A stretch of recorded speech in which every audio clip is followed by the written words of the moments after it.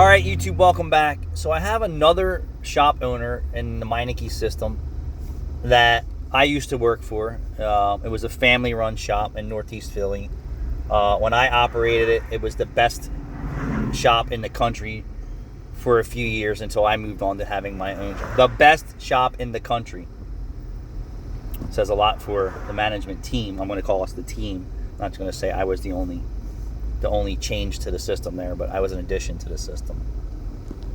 And sometimes when you add a strong technician, mechanical, race car hot guy, people person, salesman, that to your business system, you would hope that things would change, right? Things would improve in many areas. And then sometimes you add a person to your system and, the other staff that's there that was performing kind of stops performing or underperforming because somebody's there now and saying, oh, well, they think he's so great, let him run the store, right? So 3 people trying to build the football team turns into 1 person trying to build the football team, and vice versa. So sometimes when you you change the chemistry of something, it's not always a positive result. Although I feel that when I operated their business, the addition of myself to their team showed in the sales performance. And I did have to kick a lot of ass when I was there too. So we were talking, because our relationship isn't cement, it's probably like Jell-O. Is that where we're going or not? South detour. So we're finally back on going to where we want to go. So we were talking about how I run my shop, how he runs his shop, even though we're both Meinekes. He's in the city where they have a very detailed state inspection program where the customers are pre-programmed, unless they have a brand new car, pre-programmed to come in for a yearly safety and emissions test. And if their car fails, they're used to opening their wallets and repairing and maintaining their car. Now in New Jersey, which I'm on the opposite side of the bridge, and we're about 4 miles from each other, even though we're separated by a body of water and a bridge. His shop is larger, my shop is smaller by 1 bay. That we share the same customer behaviors that we're dealing with, right? He's in Northeast Philly. He has a dense demographic of population, and he also has a dense home demographic, meaning within 5 miles of his center on a pin map, there's probably 200,000 homes, not including the people who live in them, right? So 1 block probably has 100 houses, right? And then whatever's in the household. So by mathematical standards, right, where my center is, and I don't have, I think I have if I said in 5 miles of my center on a pin map, we have maybe 300 homes. And I'm not the only shop. Yeah. Would you say that? Directly behind my shop is 5 homes. Yeah. I would say that. Right? So as you go deeper into town and more shops, the home density, population density is a little thicker, but we're actually satellite from those customers and the shops that are closer to them. So for Frankfurt Ave, it might even be 10,000 homes within 5 miles, probably even more. Yeah. The whole demographic of Cinnaminson is 10,000 homes, if that gives you the population density of people they're dealing with. He's on an intersection that has 4 by 6, 10 lane intersection in different directions, right? So 2 one way, 2 another, 2 that way, 2 that way. So about 10 lanes of traffic at his intersection. I'm not at an intersection. But the behaviors that we're seeing from the consumers are very similar. And what I mean by that is he only has so many bays, he only has so many people that he can take care of.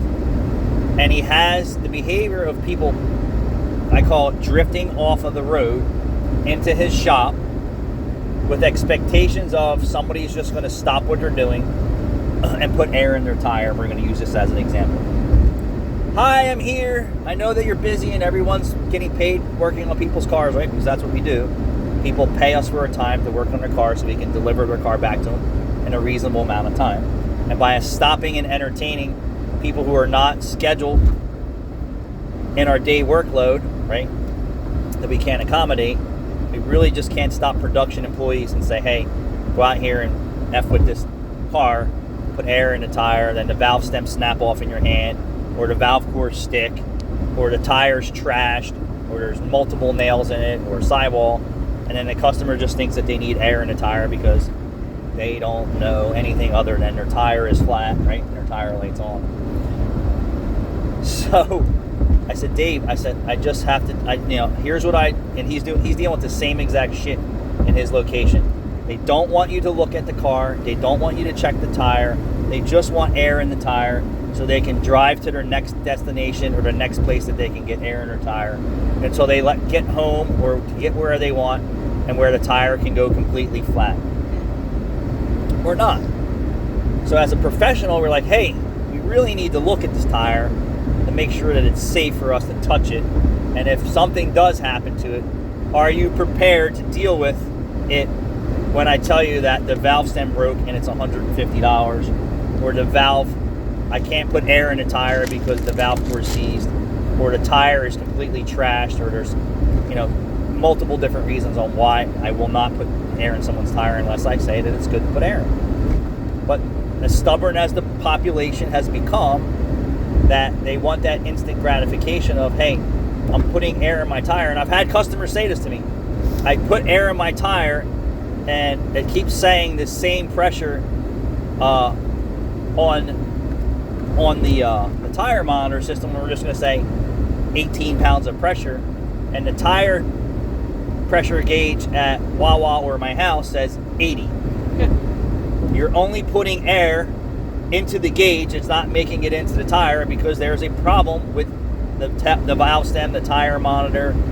Fix a flat, super glue, whatever you've been pumping into your tire over a period of time, right? Yeah. I mean, I've seen tons of shit in people's tires inside that it just blows my mind. This is why we have to look at your tire. So I told Dave, I said, here's what I'm doing about this. I said, right now, if a customer asks if they want, can we just put air in their tires? We refuse to just put air in the tire, and we explain to them why. And here's the solution we have for you is for $20, we'll bring your car in, we will look at your tire, and we'll see if we can actually safely do the job and keep air in the tire at the same time for $20. And that includes a tire plug if the tire is repairable or deemed safe, or the rim safe, or whatever the case may be. And if you can't commit to that, we won't do anything for you. So that's actually been working pretty well for us so far, but we're not seeing the same demographic or unreal expectations of that consumer all the time.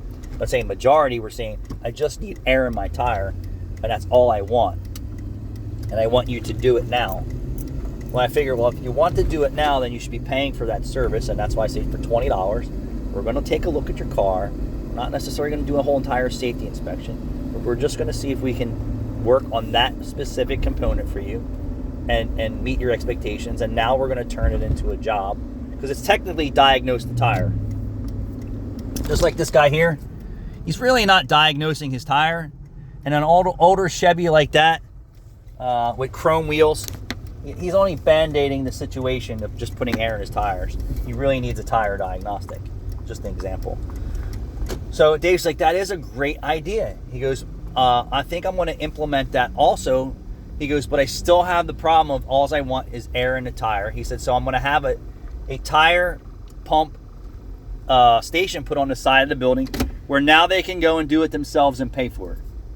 And I said, that is great. Your lot really isn't much bigger than mine, and I'm not looking for that added traffic and nonsense going on in my lot.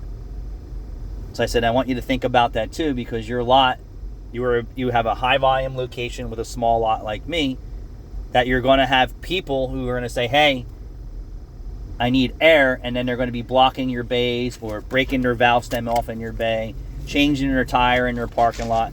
I said, all that bullshit I don't want going on my lot.